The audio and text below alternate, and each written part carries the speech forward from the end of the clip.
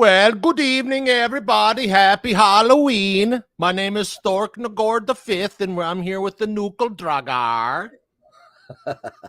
What's up, Jason? What's happening? Let's show everyone.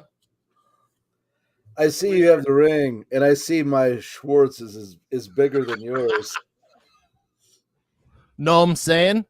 All right. So today we have author S.A. Schwab talking about his book series that's released on Vaudeville Press. Let's bring Mr. S.A. Schwab onto the show today. Hello, sir. Good evening. Oh, yes. Kentucky Yes. Fried Gothic.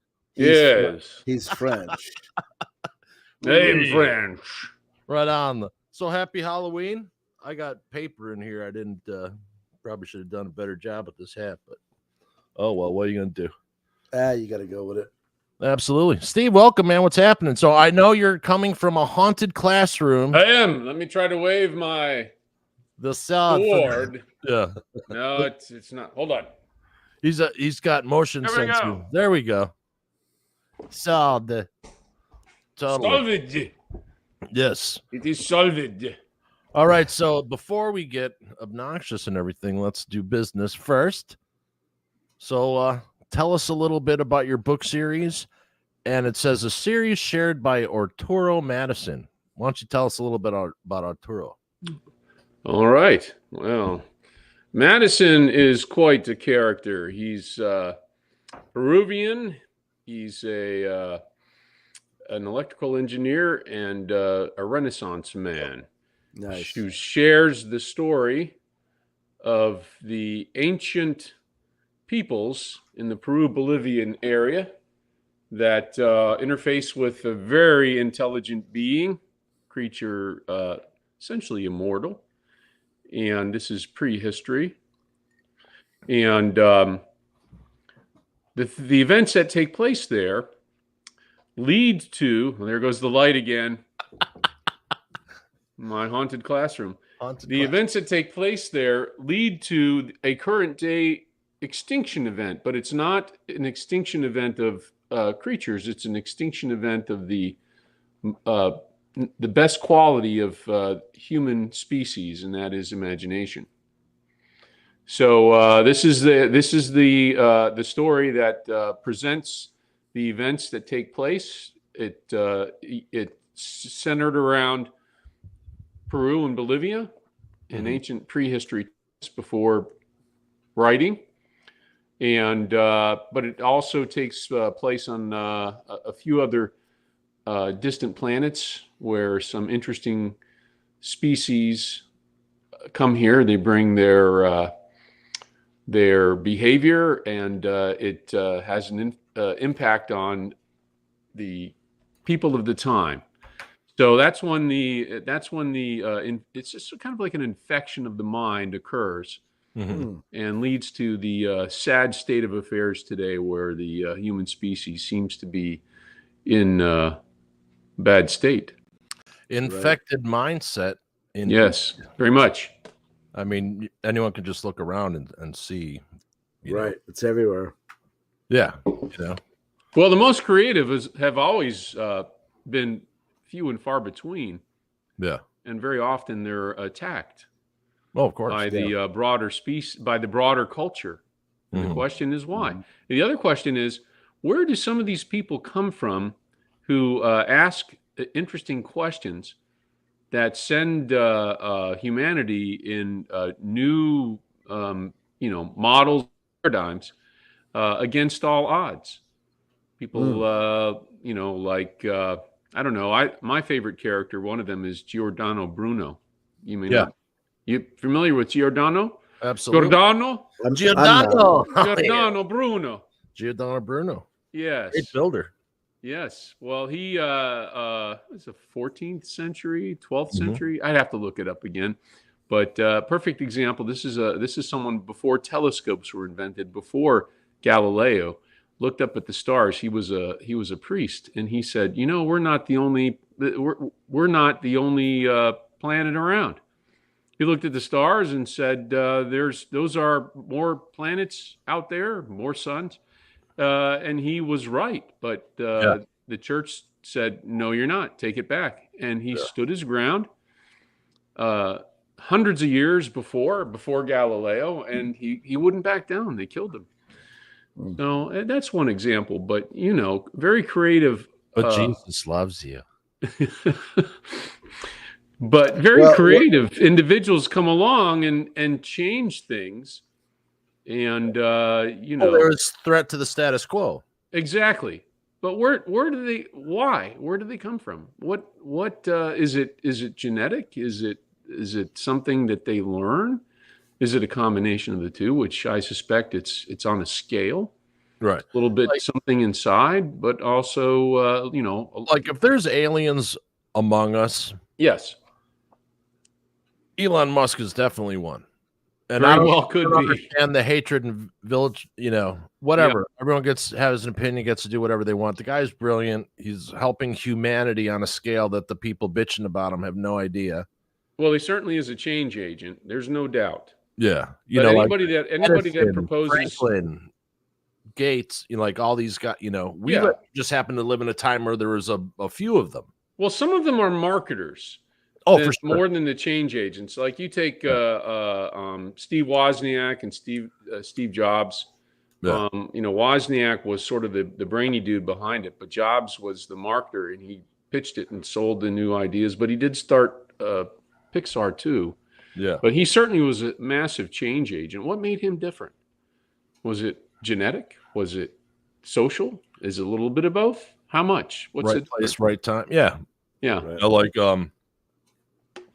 When I voted for Snoopy since I've been 18 years old. I always vote for Snoopy for president. So everyone knows I'm an independent, blah, blah, blah. I'm not saying this or the other, so no hate mail. Right. When Trump came down the stairs, I go, he's going to win. And they're like, you're voting for, I'm like, no, I'm going to vote for Snoopy. But you ever hear of P.T. Barnum? Exactly. That's P.T. Barnum. Yep. Like they don't know what's going to hit them. Yeah. And, same like Madonna, great marketer. Yeah. Fantastic, very super intelligent businaywoman. Yeah. Massive marketing genius. Yeah. Yeah. Well, I always use the term kayfabe, Kayfabe, because that's a lot of what we get with the presidential campaigns. Yeah. A lot of entertainment. And, you have the good guy and the bad guy, and they're going at each other. Yeah. It's like championship wrestling, which in kayfabe, Kayfabe is the term they use. When I get into Washington, I'm gonna cut those taxes in when I do, dude. There you go. No doubt. I'll perform. Step into a Slim Jim. Yeah. It's just. Hold on, let me get the ghost of Ocala to turn the lights on. 1 second. Nice. There we go. Absolutely. The ghost of Ocala. The 3 books Deep in a row, Ocala. Imagination, Extinction, Transformations, and there we go. to Earth. I'm back. Right on. A little better for a few minutes. Yeah. The lights go out again. Yeah, it's interesting because now in order to cut through everything, in order to get known, you either have to go viral, it's by accident, or massively funded intended purpose. Yeah. Right. There's no doesn't seem like there's a natural, like Edison was probably more natural because he's a poor kid and or Tesla even, but. Yeah. But you look at Tesla in particular. I mean, he's another example of someone. Oh yeah, fascinating guy. Yeah, yeah. I mean, he comes along, and here we are. Here I am in this room with the lights on, and that goes right. He gets the credit for that. Yeah. And he and Edison were battling back and forth. Edison wanted DC current. Mm-hmm. He said no, it should be AC. Edison tried to undermine him. He would do things like shock. The lights go again. Oh yeah, it's Tesla. Yeah, with the dogs, killing the dogs. And he would kill animals to show the danger to win the battle. Holy moly! Oh my goodness! It's Alice, Mr. Fred Bonanno, Alice Cooper, Alice Bonanno. I can't breathe in this thing. That is frightening, bro. What's more Halloween than Alice? That's right. Absolutely. Yeah. So, Fred, we're talking about great, brilliant minds like Nikola Tesla, and like how Sorry, I had these, to take that off. and Yeah, how, that's a little toasty. and how these Oh, I great dropped my minds headphones. come Hang around on. like every once in a while. So yeah, so they were Edison, like you were saying, would kill How did they dogs go? Yep, to put the fear into the minds of the public correct. that this was the go with Edison's da da da. Direct current. Yeah. And you know what was incredible? I've read some stuff about Tesla. Really, he was working on wireless technology. Like, what was it? Oh, like he already 100 had years it. ago? Yeah, Yeah. absolutely. Correct. Yeah. That is correct. Yeah. Well, we're awash in wireless. It's interesting. I was telling my students, I'm teaching a class of physics this year. Yeah. And at the beginning of the year, I asked them, what is it that you, the class of 20 students, 20 some, what is it that you'd like to know how it works? And it was interesting. I got back, for the most part, they wanted to know how Wi-Fi works. So we're going to get there. We're going to talk about electromagnetic radiation and broadcasting, which was fine with me. That's my specialty. Yeah, your wheelhouse right there. My cup of tea, but also my passion. But in any case, we're not there yet. But they were interested. They want to know how it works. So one of the things I told them initially, before we get there and really dig in, was I said, there's technology out there where we all have Wi-Fi broadcasters in our homes, cars, on your phone, your hotspots sometimes, and you can use the Wi-Fi technology. And there's technology units out there to spy on people in their home, and the electromagnetic radiation broadcasting out of that lights people up if you have the right equipment, like lighting. So you can look in someone's home and see where they're at, where they're sitting, the contents of the room, just using Wi-Fi. And they looked at me like, now it's interesting. No. I saw someone using that type of signal, but in conjunction with laser. Yeah. And you're literally able to see through a wall. Oh, sure. That's pretty simple to do. You just shine on it, and you can see through what's going on the other side of that wall. Yeah, unless you're in a Faraday cage, that's easy to do. But the Wi-Fi, it's everywhere, right? And it's networked. So if someone taps into your network, and wants to get a 3-dimensional look through 2 or 3 devices of what's going on in your house, it's there. It's there. Pretty wild. Yeah, they didn't believe it, but I gave them a little taste of how it works. Yeah, if your phone's off, it's never off. It's still the mic. Oh yeah. Well, that's true. The mic will resonate with sound. Yeah. But unless you buy Eric Prince's new phones, the guy that started Blackwater. I saw that the commercial. Yeah, he's got his own. He's got his own phones now, and they're like they got like a kill switch. You can type in a code, and everything's gone in a minute. And it's pretty rad. Yeah, just get yourself a little Faraday. They sell them now, little envelopes. You can put phone there. Stick it in the microwave. That works too. The microwave got a Faraday cage. You can put electronics in there, and may not be 100% foolproof, but it's pretty close. Yeah, that's cool.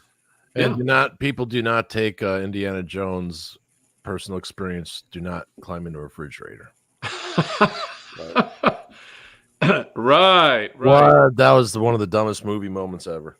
Yeah, well, we all have this image in our head of what nuclear warfare looks like, and it's 1946 that's been emblazoned there, and it's not like that anymore. They're making 5th generation. They're probably up to 6th generation nuclear weapons. They're very efficient. They don't leave a dirty profile. They burn up all the nuclear energy. Yeah, there's no fallout. Exactly. There's Annie. Oh, is it Jacobson? She got. I'd have to look the name up. I heard an interview with her on, I think maybe the Sean Ryan show, something. But she's got a book about nuclear war, and she really goes through, like, what happens. Yeah, and Amy. it's, It's Amy Jacobson. and it's Annie Jacobs. Oh yeah, she's a great author. Yeah, and it's apparently pretty horrifying. I'd like to read it. It's she did a lot of research, talked to a lot of experts.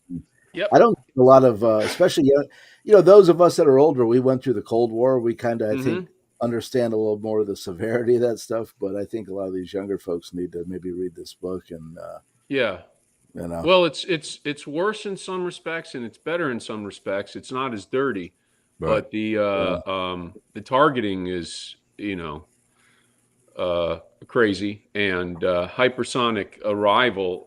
Unlike Dr. Strangelove, where the planes are slowly coming, it's like, oh, let's get on the phone. No, come on, I think it's a mistake. We have a few hours to turn this thing around. Now it's like 6 minutes or something. Yeah. 6-7 minutes. Yeah, you got a few seconds. Do we send everything back?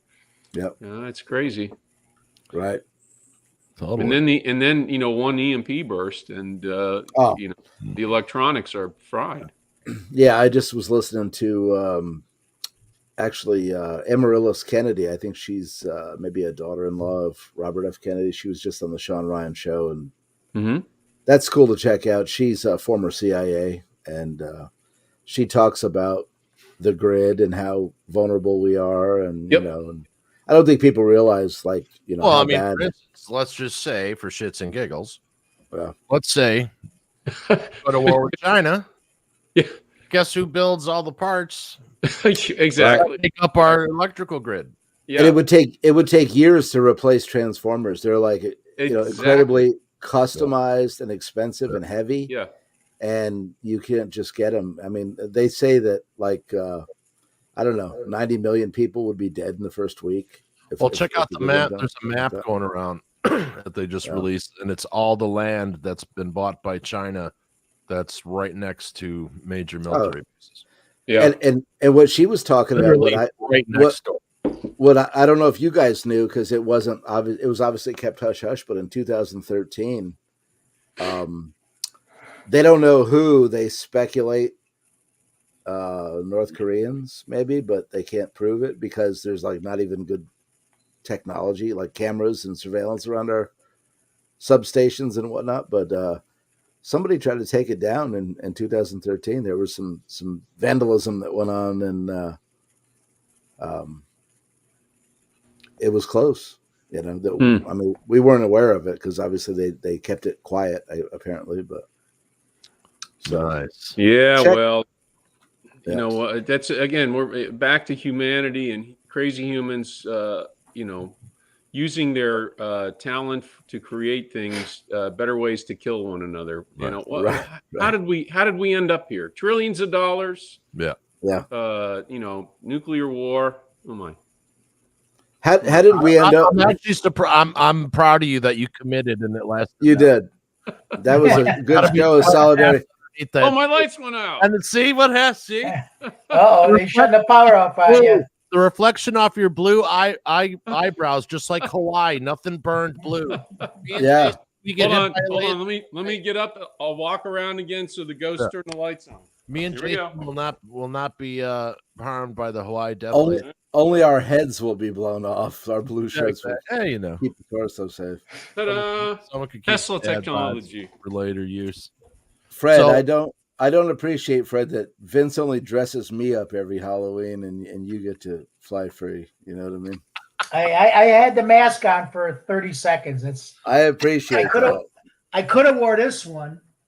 Every year, I never know what's coming until the mail shows. Bring Eddie out. But I decided that's to go nice. with Alice. Nice. Alice is more Halloween. He doesn't tell me. Was just in town here, so. He doesn't tell me. The mail shows up, and then I have some sort of outfit with a big schlong on my head like that, and that's what I have to present to the world. Nice. He's gonna be. When it gets cold, he's wearing that at night. You know that. Wasn't that your nickname in high school, Jason? The Schlonghead? Big Schlong. Big Schlonghead? Big Schlonghead, yeah, I think that was right. hey, that was my nickname is when I was a kid. It was Hedda because my head was so big. This one. Nice. Yeah. Right. There the lights go again. Thank you for clarifying that. There is something going on behind you there, Steve. I know. What's going on, dude? There we go. So frequency. Yeah. So a few weeks ago, we had Mark Farner on. We were talking about 432 megahertz. Yeah. Well, so the difference between, like, they changed the way that music was recorded and everything to 440 at World War II when it was 432, which resonates better with the earth. That frequency does. Widely known. Then I saw this. No way. That's a nice handbag. Look at the watch. Yeah, it is very interesting. That little whatever that is they're carrying. So is that the sound amplifier for 432 megahertz? Yeah, I don't Looks know. similar, doesn't it? Yeah, I don't know. Man, is that interesting? Though. Well, interesting that you should bring that little device up because in the novels, Madison talks a little bit about that. And one of the hypotheses, if you look at that, if you take two of those, what you create is a circuit. You get one of those because that's a representation. Someone put that together. They sculpted it. But when you take two of those on either end, you create an electromagnetic field, which can cancel, as long as there's enough power in there, which can cancel the gravity on an object. So if you get two people on two ends, you can move things and lift heavy objects. So that's another possibility. Lift heavy objects. Is that maybe like something to do with the construction of the pyramids or the Coral Castle in Florida? Perhaps. Maybe? Yeah. You need to adjust a stone. You need to move it into place. Yeah. But those things are seen and depicted all across ancient statuary. All across the globe. Yeah. These creatures that look similar to are depicted carrying what looks like a purse. It's obviously not a purse. Right. It's a man bag. Yeah, whatever it may be. Yeah, well, that's the depiction. That's the thing. When we read about ancient civilizations and we look at what they draw and we listen to the stories told, this is we like to call it fictional, but it's a representation, and these are human beings that are telling the story. So it's partially true, wholly incorrect, and somewhere in between. But who knows? So how did you meet Arturo? Well, Madison is certainly a kindred spirit, and he introduces the series. And being someone interested in electrical engineering certainly clicks with me. My background, one of my backgrounds, I have the design background and then the technical engineering background. And, the two, as far as I'm concerned, are one and the same. But it's only in academia that we have these little silos where we like to shove students in to study as though when you're studying design, it has nothing to do with electricity. But or physics, everything's connected.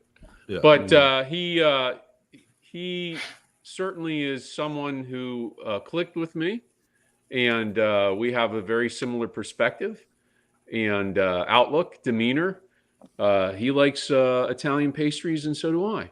Nice. And one of the things that he shared and discovered was Italian pastries are certainly one of the best creations that have come from the human species. Right. Certainly not nuclear weapons. Right. But you make something good like that, you can get a reputation. That was my that was my nickname in high school, the Italian pastry. So. Oh, really? What's your favorite?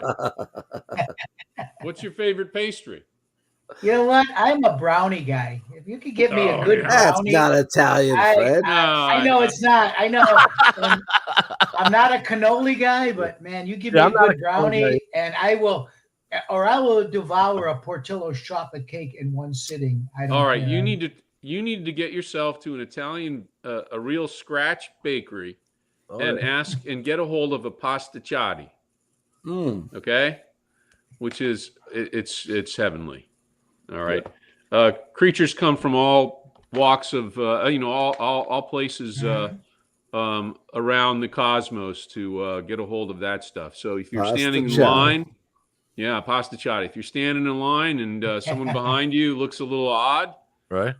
You never know. It's probably someone that's visiting from faraway places. Just for the pasticciati. That's what Madison told me. There you go. And he's got. Steve, you grew up. How long did you live in Chicago? Well, I was born there. Moved out right after 3, and I go back and forth again to visit the grandparents. Gotcha. Yep. Dad and Mom took me south to Fort Lauderdale pretty early. Yeah. Gotcha. But I did get to ride up and down the streets of Chicago on my tricycle and get into fights at a very young age. Absolutely. Nice. I did. One of my earliest memories. My dad coaching me how to deal with a bully. He sent me back out in the street. He was Get him back! Marine. What are you doing? He was a World War II Marine. Yeah. Fought at Iwo Jima. He sent me out. Eye for an eye, kid. Go over there, punch that kid in the face. That's what he did. Yeah, exactly. The kid was bullying me. Yeah, I don't want to hear grabbing my trike. So told me how to punch. Practice. I hid my fist behind my back. Nice. Yeah, you gonna see this coming. Yeah. That was it. No more problems. Yeah, Dad was great. Yep. He was great. He was a good guy. Yeah. He was a trial attorney.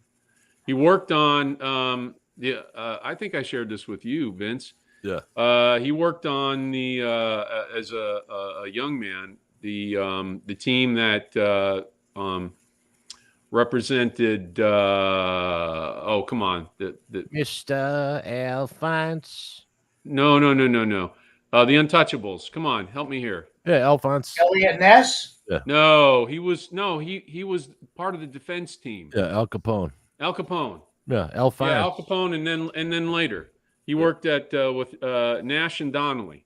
He was very young, and apparently they helped pay for his to finish his law degree. He was an accountant, and he did training in Hollywood. I think he was doing bookkeeping for some interesting characters. So he, through introductions, because it was the IRS that went after, essentially, and not through tax evasion that went after Capone, and then they used the same approach to try to take down some other guys. So he was on the defense team. Wow. He worked with Nash and Donnelly for a decade. Then he joined the Marines. That's how he got joined the Marines. Tax evasion. Yeah. He joined the Marines after that. He joined the Marines after that. Yeah, he was. He actually he was 35 plus. Wow. He was too old, so he crafted his own birth certificate, made himself younger, and volunteered. Here we go. Yeah, I'm talking about you, Dad. That's your dad. Yeah, I know a guy who can get you a birth certificate and the download. Don't worry about it. Yeah, well, he was Norwegian. Spring some gabagool. Yeah, he was. His parents came over from Norway, but he fabricated his own birth certificate and made himself younger. And he said, "I want to go to the Marines." Wow, and he did. Wow, he was at Iwo Jima. Damn, that's cool. That's cool. I have pictures that he smuggled back. Yeah. Nice. And he knew a lot. He knew some Hollywood players too. You saw those pictures, right, Vince? Mm-hmm. Him sitting in the cantina in his Marine uniform with Barbara Stanwyck and who was one of the other A-listers with her? John. I can't remember. Steinbeck? No. It was a guy. He died real young. I'd have to look it up again. It always slips my mind. Not John Barrymore. No. Uh-huh. No. Oh, and that's John Barrymore talking now. No, not John. Yeah, no, not John Barrymore. Steve, just leave the lights off. I mean, it doesn't look bad. You got it's nice and scary. Yeah. I have my iPhone over here. Uh-huh. Yeah. There, see? I don't know how. Yeah, you're lit. Your face is partially lit, and you've got the screen behind you. So yeah, you're good. Oh, hey guys, this happened. That's great. 10 million impressions. 10 million. We are now in the new algorithm. Here's to us. Absolutely. The new algorithm. There's Jason. Yeah. Right. And then there's me. There's Jason. Yeah, see. Yep. Look at the size of the buckle on that guy. Yeah. Cool. I don't think Fred's always clean shaven, so it'd have been a rough one for him to grow a beard quickly. No, I bet he could do it. If I try to grow a beard, I look like Jed Clampett, and it doesn't come in good. Jed Clampett. Yeah. Although, you know what? I used to grow every year in hockey season. I would always grow my Fu Manchu because when I played hockey, I thought it made me look meaner. So I always grow Fu Manchu. It always does. Now it just makes you look like a dork. Nice. I'm sure Mr. Apiece will disagree. But right. Yeah. Peace. Carmine heard that, Fred. Yeah. Carmine is listening. That was funny. I know. That was so funny. But great guys too.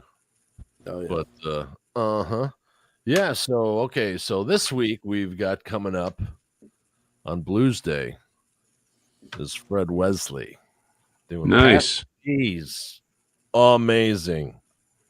And then Jason, we have a funk doing alien funk. Oh, I like that. Yeah. And then for Halloween, Gnome. Yes. No, that's your guys. Oh, there you go. Absolutely. Yeah. Our hats are big. Yeah, we've covered them a bunch of times, so we love the band, so it's got like a double, At some point, that fan's going to take your hat out, Jason. I know. I've got the biggest hat. Yeah. And then, of course, grab, and Jason's going to go round and round and round. And then, of course, to bring in the new month, we've got some more Bandmade. Right. That group gets a lot of hits when you cover them. Do. I was looking at that. Yeah. Their fans are great. Yeah, you get a lot of impressions from them. Yeah. And they're our highest rated videos from Bandmade. Mm-hmm. Yeah. But yeah, they did this series called The White Room, and it's all instrumental. Oh wow. Yeah, and this was a few years back, but their musicianship is out of this world. Yeah, unbelievable. Absolutely, but that still freaks me out. Yeah. I was like, no way. Yeah. Vince looks like a gnome that's been working third shift for a lot of years. I can say. He does. He looks like the one they stick in the corner in the back and go, here, just right. Don't hurt yourself. Okay. I want to talk about this real quick. Oh, before I get to that. So, all right. On YouTube, our top 12 countries are Japan. This is 1 through 12. Japan, USA, Australia, UK, Germany, Canada, Mexico, Sweden, Norway, Indonesia, France, and Brazil. Wow. Then on the pod side is United States, Singapore, Germany, Canada, India, Brazil, France, Japan, UK, and Spain. And we're in 519 cities and 54 countries. Wow. Wow. So yeah, pretty interesting. So let's try to get that subscription count up to 35. Click 3,500. Click the like button if you don't mind. Subscribe if you will. So the one thing come on, we put on stupid red hats for you people. Yeah, the least you could do. Mail order costuming. Brought to you by Amazon. Right. Okay. So I saw this happen twice, and the second time was like 20 minutes before the show, and someone's telling this beautiful story about this 1938 Martin acoustic guitar, I believe 1930. It's that one, Jason. And telling this great story about this, that, and the other, and da-da-da-da-da, and how much it meant, and da-da-da-da. And then this other person thing. And then, like, the first comment's like, yeah, I'm going to buy that from you. What? Like, that pissed me off. They just, like, hit me wrong. Like, here's this guy, like, telling this great story and how much this thing means to him. And some guy's like, yeah, I'm just going to buy it from you. Right. Like, that's what's wrong with the world. That's, like, part of, you know what I mean? Yeah. Like, so hey, it wasn't even...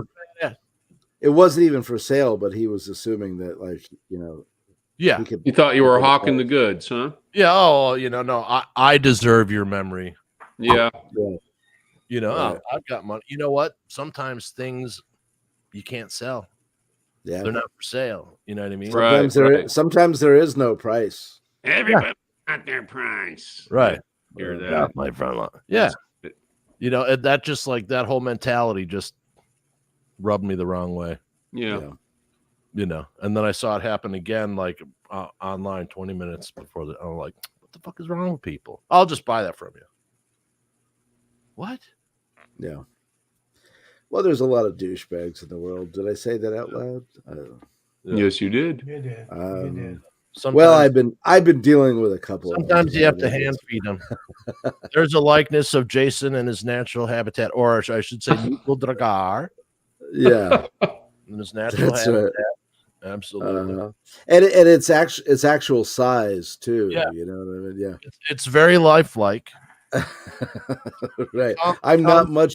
Comes with GNOME security system. That's a shillelagh version. I really am. Come here, hit you in the grave with my shillelagh. I really am not much taller than a mouse, though. Yeah. You want to hear something funny? You're bringing the props out today, V. Dude, this thing. Thorka Nugor. Thorknagor the fifth. Thorknagor. Yeah. So this thing was from my grandma's house. Oh, geez. Was that like the Peter bone of a Tyrannosaurus Rex? It's from a rubber tree. It's someone with this, it flexes. So she wasn't making chicken soup or something, stirring pasta sauce. So this was in my car for years. Your grandma, how many people did she beat to death with that? That's like, that's mine. Yeah. Oh, okay. Yeah. It's like family lore. Like, Vince, I think you're old enough to have your grandmother's beat down stick now. Right. Oh, okay. Okay, old man. Back scratcher. Where is it? Normally, right after one show, like we've wrapped up a show, and we both whipped out our back scratcher, and it was the funniest fucking thing. Oh, yeah, I have two of those around the house. He's got it. Yeah. See, I a necessity. Yeah. In key location. They got the new model. I got the expandable one. I got the new one. Oh, you have an Amazon special that goes like that long. Yeah. Telescoping? Yeah. Nice. Yeah? Yeah. That's a good idea. Yeah. I've finally gotten to the age where there's nothing I like more than a good back scratching. You know what I mean? Oh, that was always a big thing in our house, back scratch. You know, I didn't appreciate it in my younger years, but yeah. Right? Well, I can't quite reach like back there like I used to anymore. I got to use. I know. Yeah, my shoulders are bad. I need the extra stick. The one of the benefits of downside benefits of aging, but we're all still alive. Yeah. Good thing. Vintage. Yeah, these young bikini models couldn't take me away from my back scratcher. This is my most prized possession at this point. All right. I topped the hill. Yeah. Nice. They can't fool me with their wiles. All I need is this and a cold beer, and I'm good. So, yeah. So, Jason, tell everyone about the your latest acquisition. Oh, you mean that little old thing that I brought home today? Yeah. The one you posted? Yes. Yeah, I saw that. Whew. Yeah, it's quite magnificent. Yeah. 1973 Fender Precision bass. Neat. Looks like it's spent its life under a bed somewhere for like 52-ish years. Amazingly clean. Still has the original receipt from the music store where the guy bought it. That's amazing. Hang tags. Yeah, look at the case. The case is like brand new.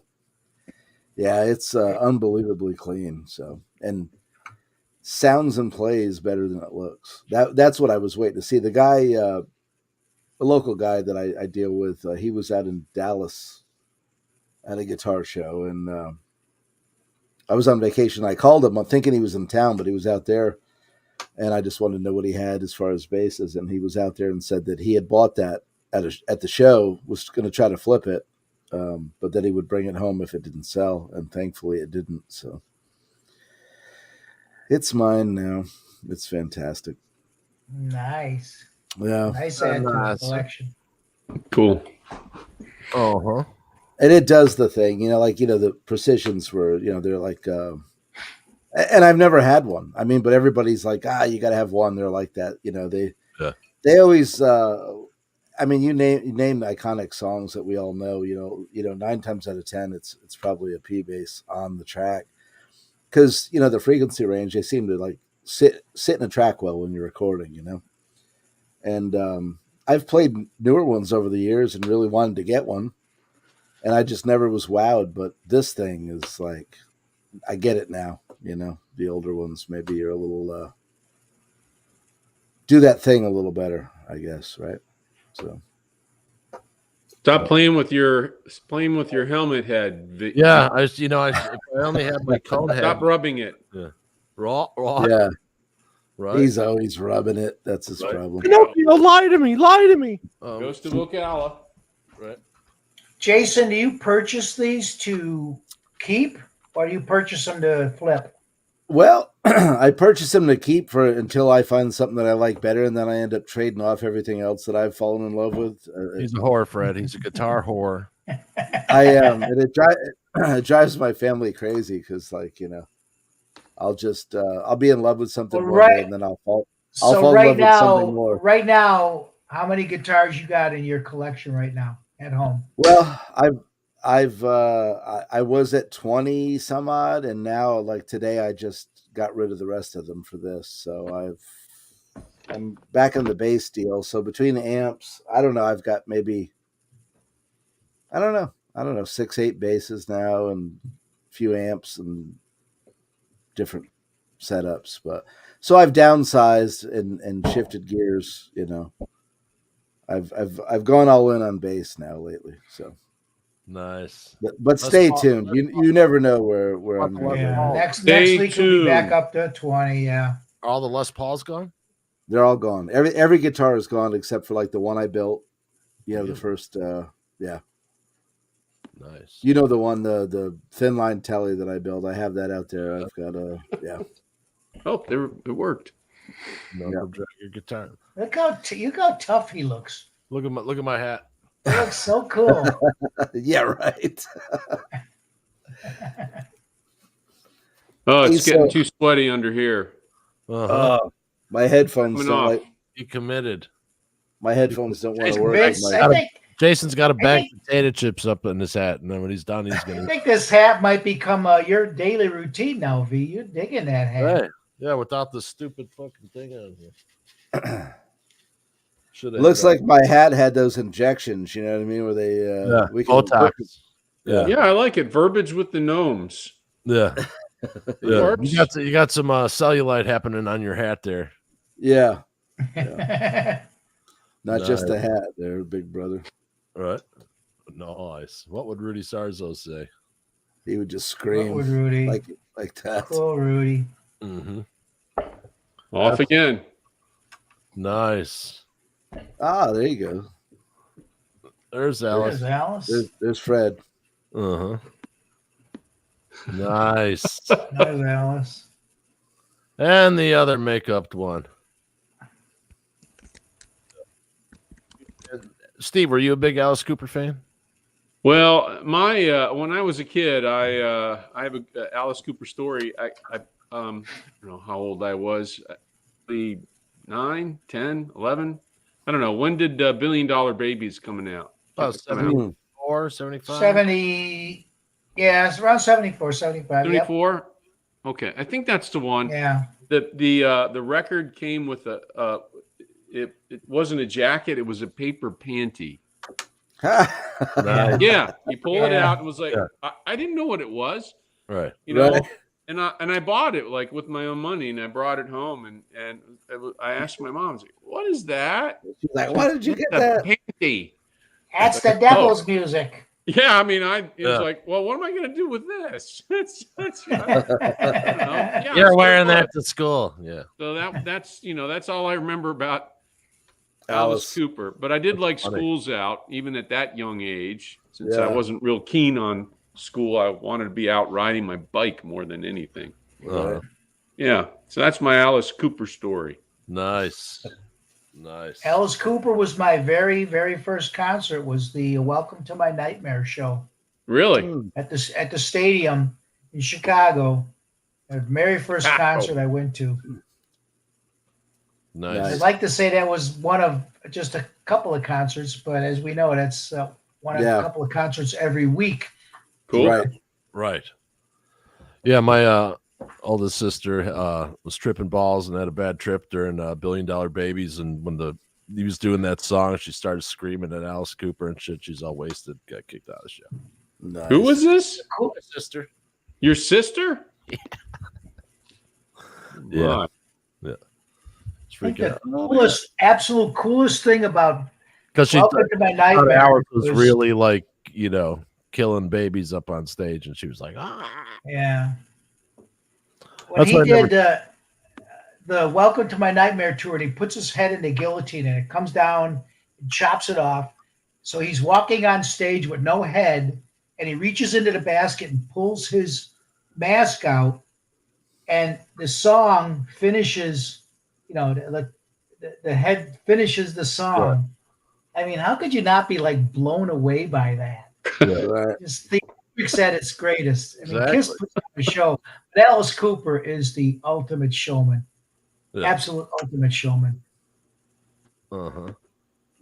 All right, Steve. Great Halloween memory. When you were a kid. Yeah, I got a good one. My favorite is me and the neighborhood kids in the patio at my house. We went down the road and we got these big boxes at a appliance store. That the stoves and refrigerators would come in, and we got them back to the house, and we taped them all up, and we put towels, put them under a ping pong table, turned it into our spook house, and we charged money for the neighborhood kids to go climbing through it and scaring them. That's my favorite Halloween. That was a lot of fun. Right. I actually made a couple of bucks too. Oh, there you go. Yeah. Fred, favorite Halloween memory as a kid? Tonight. Nothing can top this tonight. Well, I don't know. I guess just, I just remember Halloween as a kid, going out and being out there all night long. That was when you didn't have to worry about people putting razor blades and apples and shit. You just you went out and you collected mounds and mounds of candy that lasted till Christmas time. So yeah, I just remember as a kid, it was the best. It was fantasy. And no one had a plastic bag. We all had a pillowcase. Yep. Pillowcase, right? Yep. Right. Yeah, those things. Actually, maybe my favorite moment was when my daughter was 6 or 7, somewhere in there, and it was a Monday night. And I remember this night because the Bears were playing Green Bay in Chicago, and they were retiring Dick Butkus's and Gail Sayers' number. Okay. And my neighbor called me up and he goes, "You want to go to the game tonight? I got an extra ticket." And I said, "No, it's Halloween. I'm taking my daughter out for trick-or-treating." And it poured. It was a monsoon that night. It poured in buckets. And I took my daughter out trick-or-treating, and she was like, "It's pouring, Dad." I go, "Let's just go up and down the block." So we went up maybe a couple blocks, and she got so much candy because every door we rang, they go, "Oh, you poor thing, you're out in this weather." And they would like dump the bowl of candy. And she came back with like 2 pillowcases of candy. Nice. Both soaking wet, but it was so worth it because she got so much candy that night. Yeah. Nice. And we always had like 2 or 3 costumes so we could go hit the you were double banging it. Yeah. Absolutely. One with the mask, one without, Right. Yeah. Uh-huh. Oh my God, that was so much fun. But Jason, favorite Halloween memory? I don't know. The only one that jumps out is we were trying to steal signs off the highway one time. I think it was around Halloween. I don't know. And cops got my friends, and we laid underneath the sign up on the side of the interstate, and they got hauled off, and we made a big break for it. So it was, I notice a lot of your stories, Jason, always start out with, "We're trying to steal something." I'm sensing a pattern here. I'm really not a thief. I think, that was one of those, I was hanging out with the wrong crowd kind of nights, Right. It was, we probably thrown you can say it was Vince. Go ahead. You can say. We probably already threw like the eggs and toilet paper and all that stuff. And it was like, well, what can we do next? And it's like, let's see if we can get that sign. At the mayor's house and the cop cars that showed up. Yeah, there was probably some teenage drinking involved, naturally. No. Right. That was everybody. But I got away, so that's all that matters. Right. Uh-huh. And we didn't actually steal the sign. We left it there, but, it was just, it was one of those, cops always show up when you don't want them to kind of deals, Whoopsie. Yep. All right. Sorry. I had to figure something out. But, okay. Let's see. I once got chased by a satanic cult. Me and my friends got chased by a satanic cult. Oh, is that all? Is that all that happened to you? In a graveyard. So you almost were sacrificed? But where was this? This is in Clarendon Hills. Really? Yeah. Damn Illinois Satanists, man. Did you ever see that movie, Race with the Devil? We heard that. That was right around. We had heard that they were going to sacrifice a German Shepherd, so we went there to stop. We thought there might be 2 or 3 of them. 4 of them. You were there with the PETA people, were you? No. No, we were there actually with they're going to be pavement people, and we actually went up there to hypothetically kick their ass and save the dog, but there was like 25 of them. Ooh! You were like, yikes! Oops. Okay. 1, 2, 3, 4. Yeah. I think we're outnumbered, boys. Oh yeah, that was fun. Yeah. Yeah, he had to go back and get a couple more gallons of holy water. Yeah, and on top of it, we've all got King Diamond makeup on. Squirt guns. Like like on top of it, But yeah, totally. You crazy kids. Uh-huh. Fighting the Satanists with King Diamond makeup on. Absolutely. There's me fighting like Scooby. The King would have been proud. Proud. Absolutely. He's out on tour right now, man. He's coming to our fair city next month. Who? No, you're lucky. King Diamond. I was going to get tickets, but Ticketmaster fucks you big time with their prices. Right. So you buy 2 tickets, and basically you're buying 3 with all their service charges. Like, freaking Ticketmaster, man. Yeah. Nice. All right. So I finally got the picture over from earlier, Steve. Yeah, there you go. John Garfield and Barbara Stanwyck. Yeah, that's Dad. He was on. On leave. Yeah, he was on leave. Oh my God! How did you find that? He had it for many years. He never shared it. That is so cool. Isn't that wild? Yeah, he drove out to Hollywood when he was really young, and from what I can tell, it was with some interesting characters from Chicago. But you he's mean out there? Well, those kind of characters? no, not that. No, actually higher end, like the Bugsy Siegel kind. Ah, So that were who's the other guy? Always slips my mind. It'll pop in there. The old synapses don't function as quickly or on demand as they used to. Don't I know that? Hey, I'm way ahead of you, man. You're a spring chicken. I know. Yeah. Listen here, mister. Yeah, that's me. Uh-oh. Look at that shillelagh. Shillelagh. So, yeah, he was out there for a few years and, probably working with him. Now, I have a picture of him with George Heft. He was part of the crew that went out there. He was another A-lister for a while. Mm-hmm. A lot of them came over from New York City. Dad, New York City. Yeah, Dad drove up. He grew up in Chicago. Yep. But yeah, he was hanging out with them on leave from the Pacific. Interesting. Yeah, and then John Garfield, shortly after that, same year, he played a Marine in what was the movie? A famous movie about the Marines. Nice. Yeah. There's a lot of movies about war and military back then. Yeah. Yeah, they were cranking them out. That was I think that picture I forget, 1944, late 44 or early 45. I don't remember.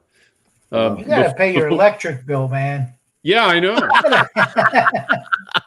It's the They ghost. keep shutting you up.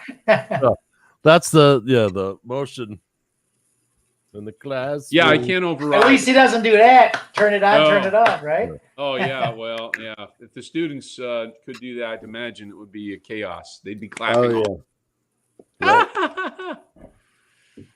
Absolutely. Yep. Uh-huh. All right. Let's see. Other anybody got any other funny Halloween tales? Nah, nothing comes to mind. Gotcha. Well, actually, one funny one is a friend of ours. This is going back years ago. He was a young kid. He just moved into his first condo, and he had a Halloween party, and we were all over there. And it was Halloween night, and he was saying, "I'm handing out healthy snacks for the kids." So he was handing out little boxes of raisins.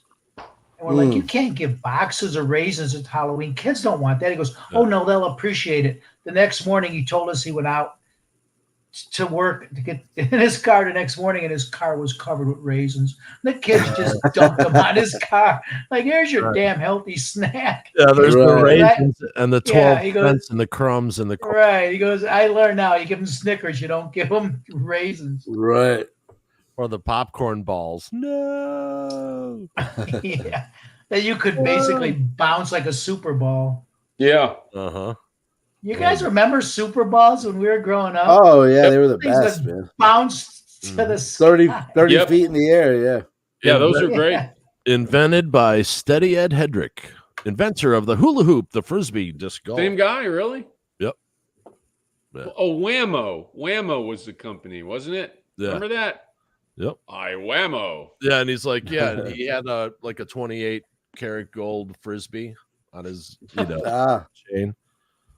Yeah, those are great stocking stuffers. Now, here's a funny story. So I happened to be the last person to interview him before he died. So really? Yeah, so it's because I was a big disc golf player. I was number 3 in Illinois. I also hosted the pilot for Disc Golf TV. Cool. And so my interviews looped at the Disc Golf Hall of Fame in Atlanta. And they have a Disc Golf Hall of Fame? Yeah. Wow. Uh-huh. It's been around since 1971. So fastest growing sport. Yeah. I didn't know that. Mm-hmm. Nobody else did either, Yeah. Jason. Yeah. Right. Yeah, you know.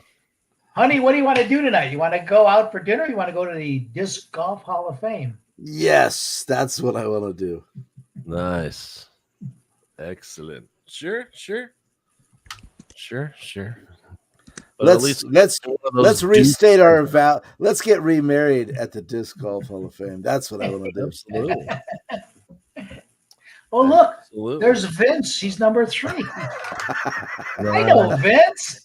Look at him. Look at that. What's he wearing? That red. What's that red pointy hat he's wearing? Well, that's a disc golf hat. Honey. Absolutely.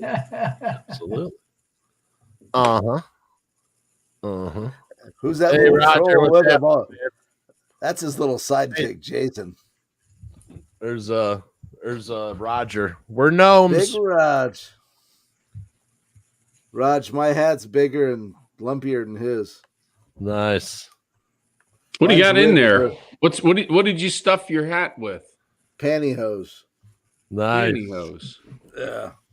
Nice girth on your hat there. Yes. I've always been known for my girth.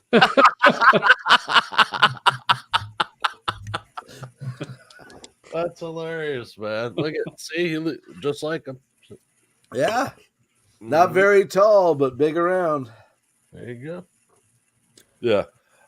I collected these for years and years and years, and when I was a kid, I was fascinated by this by all this stuff. Yeah. Yeah.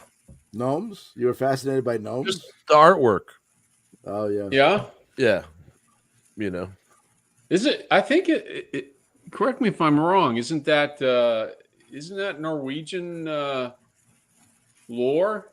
That particular style? Isn't that Norwegian? This is Abram. Van de Gum. We'll have to look that up. That would be interesting. Yeah, I think so. Yeah, I've got a shitload of these. Yeah.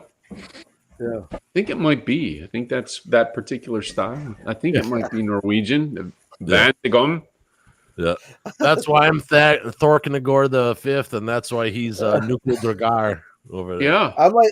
I look like the gnome pope. I'm like the Pope of the gnomes though with this hat. You know what I mean? Like, let's see. Yeah, that's you're the gnome. Over. I'm the Roman Catholic gnome. You're the gnome. Yeah. Yeah. Uh-huh. Shit. Man, your makeup is kisser. What's that? The makeup, man, it's killing me. You look like you've been on a bender for about 3 weeks.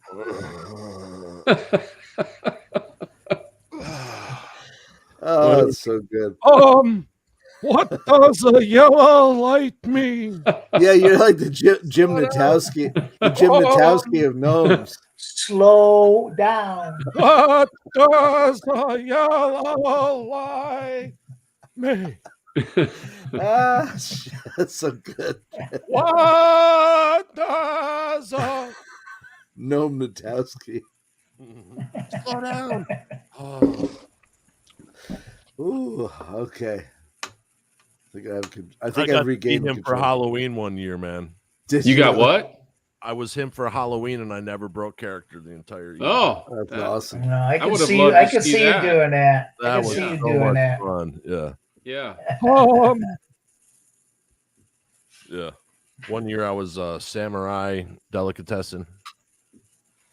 Oh, the Jim Belushi style. Yeah, with my, then instead of a sword, I had a big French loaf. Yeah. Nice. But yeah, it was pretty funny. I love Halloween. You can't tell.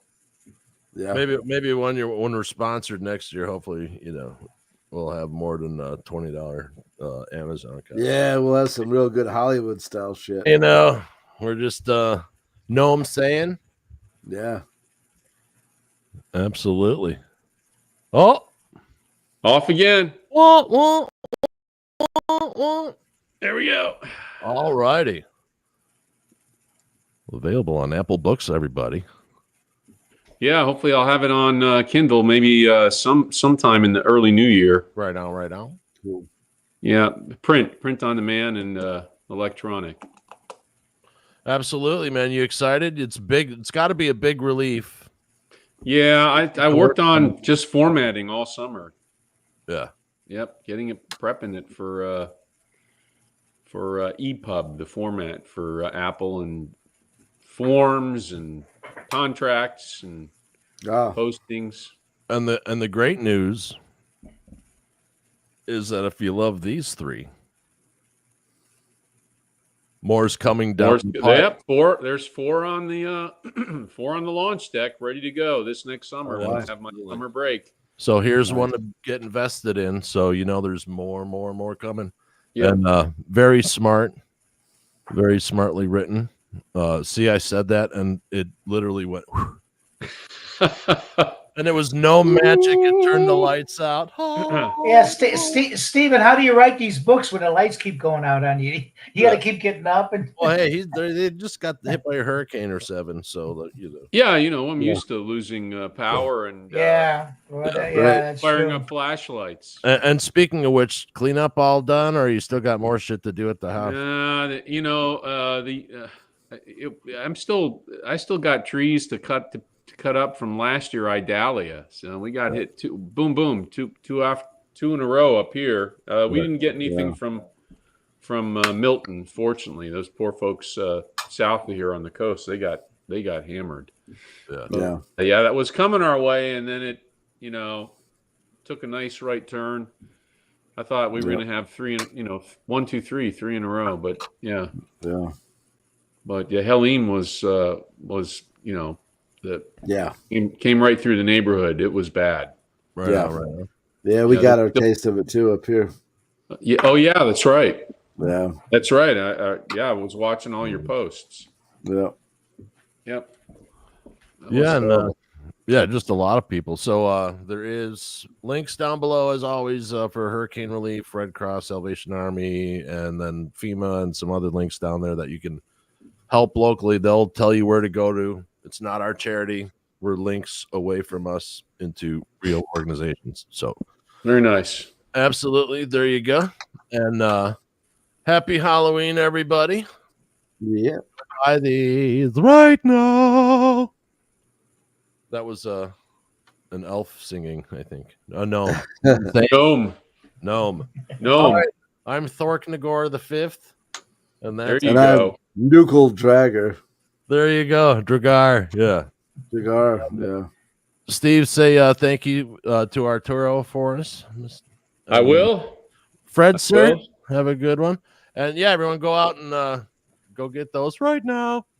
And come back for more. And is there a social media link they can get you on, Steve? www.enoch, spelled the same as right behind me. See, that's perfect timing. Absolutely. Allitup.com. Yeah. Hopefully, as soon as I can get it up there, I'll have a blog with Madison posting periodically. Right on. Cool. All right. We'll have Steve back soon as he's part of the pod family and a longtime friend. Thank you, gentlemen. Absolutely. Always a pleasure. Always entertaining. Thank you. All right, guys. I'll see you later. Thank you, Fred. Happy Halloween, everybody. And Happy Halloween, everybody. Happy Halloween. Right. Stay out of trouble. Happy girthy Halloween, gnome hat of Jason. Thank you.